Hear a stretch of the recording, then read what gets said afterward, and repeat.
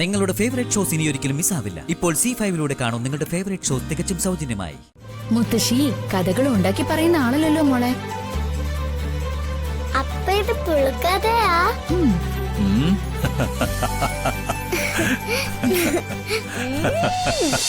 അവള് കൊച്ചുകുട്ടിയല്ലേ?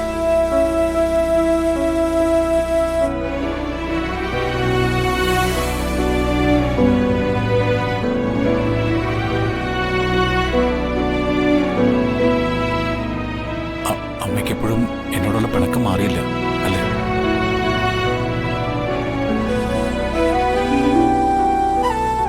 വന്ദനെ കണ്ടപ്പോ കുഞ്ഞിന് ജീവൻ വീണു.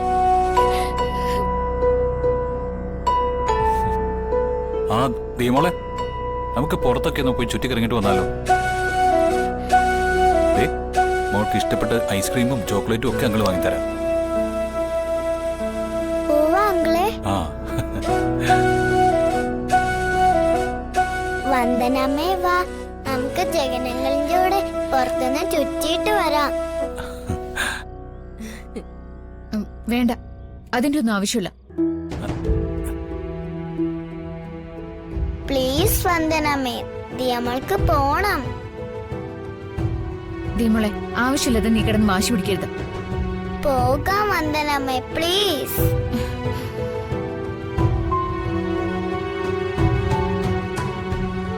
എന്റെ പൊന്നു വന്ദനമ്മേലെ, പ്ലീസ്.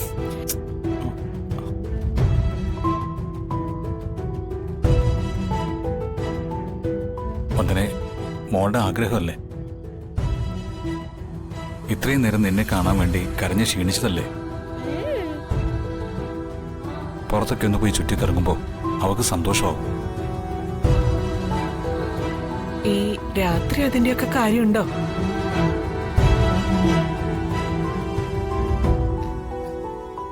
അവര് പോയിട്ട് വരട്ടെ അമ്മേ. വാ വന്ദനമ്മേ, പ്ലീസ്. വന്ദനെ, ദീമോളുടെ ആഗ്രഹമല്ലേ? പോയിട്ട് വാ മോളെ, അവക്ക് വലിയ സന്തോഷാവും. ചെല്ല്. വന്ദനമ്മ വാ.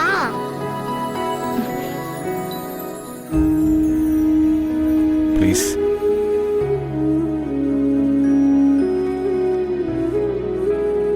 വാ വന്ദനമ്മേ, പ്ലീസ്.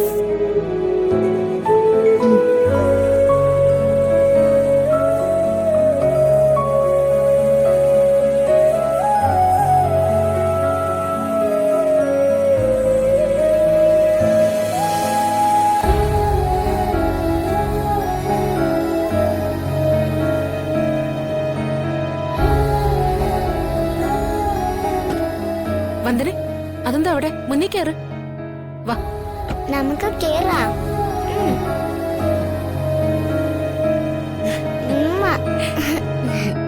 കേറ്.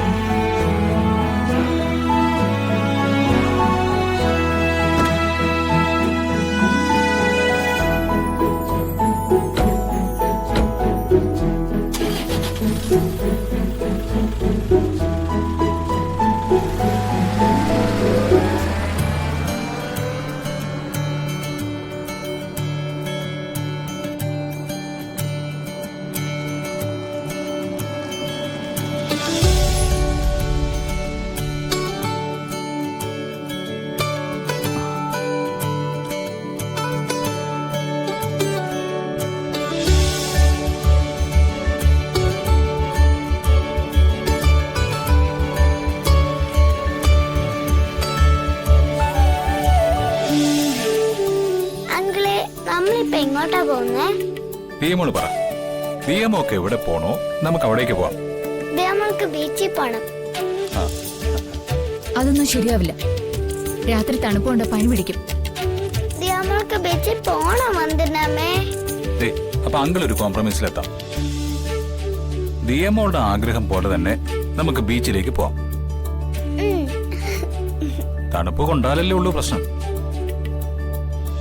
തണുപ്പ് കുറവുള്ള ഒരു സ്ഥലം അങ്കിളിനറിയാം. നമുക്ക് അവിടെ പോയിരിക്കാം. എന്തു പറയുന്നു? അപ്പൊ ബീച്ചിലും പോകാം, പനിയും വരില്ല. അങ്കിള് പറഞ്ഞത് സത്യമാണോ? ബീച്ചില് തണുപ്പ് കുറഞ്ഞ സ്ഥലം ഉണ്ടോ അങ്കിളെ? ആ ഉണ്ട് മോളെ. അതെ, ഒരു വലിയ കഥയാ. കഥയോ? എന്ത് കഥയാ അങ്കിളെ? അത് അങ്ങള് പറഞ്ഞുതരാം. പറ കേക്കട്ടെ. കഥയൊന്നും വേണ്ട. ചുമ്മാ ഇരി വന്ദനമേ. ജയൻ അങ്കിള് പറ. ഒരു ദിവസം സാക്ഷാൽ ശ്രീ പരമേശ്വരനും പാർവതി ദേവിയും കടപ്പുറത്തിരിക്കുകയായിരുന്നു. പാർവതി പ്രസവിച്ചതല്ലെങ്കിലും അയ്യപ്പനോട് പാർവതിക്ക് ഇഷ്ടം കൂടുതലായിരുന്നു. അങ്ങനെ അയ്യപ്പന്റെ കാര്യങ്ങളൊക്കെ പറഞ്ഞിരുന്നപ്പോ ഒരു തണുത്ത കാറ്റടിച്ചു. ഭസ്മധാരിയായ ശിവന് അതൊന്നും ഒരു പ്രശ്നമായിരുന്നില്ലല്ലോ.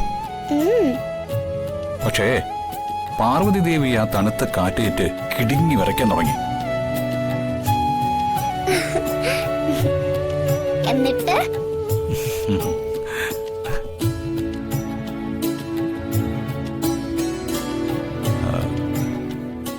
തന്റെ ജീവന്റെ പാതിയായി ഭാര്യ വിഷമിക്കുന്നത് ആർക്കെങ്കിലും സഹിക്കൂ?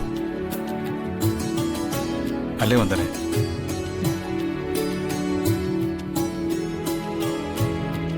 ആ, ഭഗവാന് പാർവതി ദേവി വിഷമിക്കുന്നത് സഹിക്കില്ല, എന്നെ പോലെ.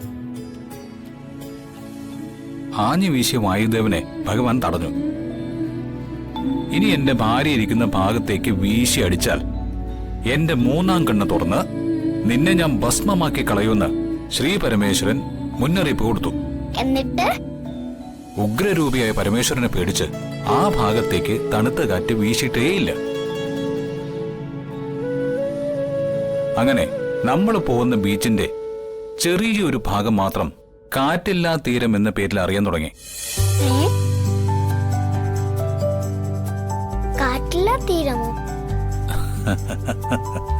ഈ കഥ കൊള്ളാലോ അങ്കിളെ. ഈ കഥ എനിക്ക് മുത്തശ്ശി പറഞ്ഞു തന്നിട്ടില്ലല്ലോ. മുത്തശ്ശി കഥകൾ ഉണ്ടാക്കി പറയുന്ന ആളല്ലല്ലോ മോളെ.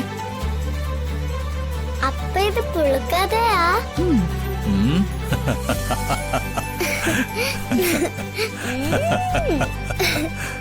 പുളുക്കഥയാണെങ്കിലും ജഗനങ്ങളുടെ കഥ സൂപ്പറാ.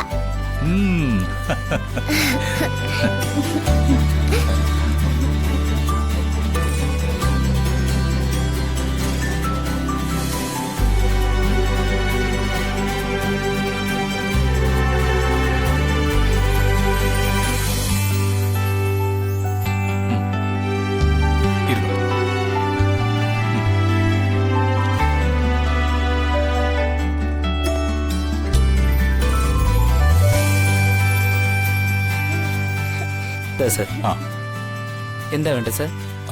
നോക്കിക്കോട്ടെ, പറയാം. ശരി സർ. ഡൗൺലോഡ് ചെയ്യൂ C5 ആപ്പ്. കാണൂ എല്ലാ എപ്പിസോഡുകളും സൗജന്യമായി.